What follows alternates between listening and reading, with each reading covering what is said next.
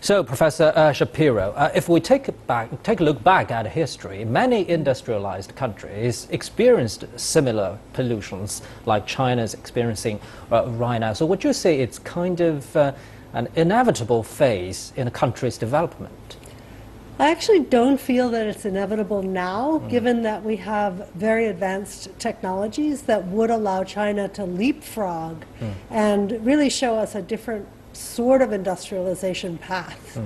I think that one of the reasons that the United States has been able to clean up is that in essence we have exported our pollution to China.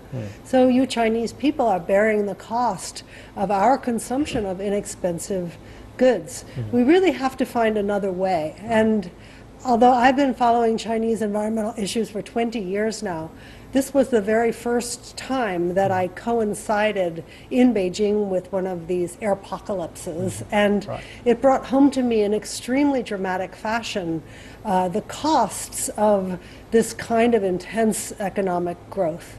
I really think we have to rethink this. Right, you just said that China needs to find another way. So in the search of that way, what kind of international experience can be learned and what kind of international cooperation are required?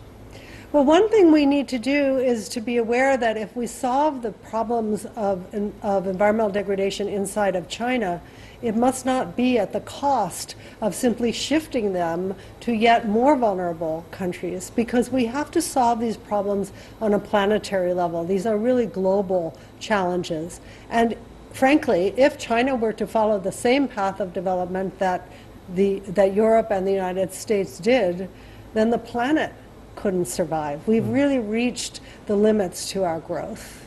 Thank you very much, Professor Judith Shapiro there.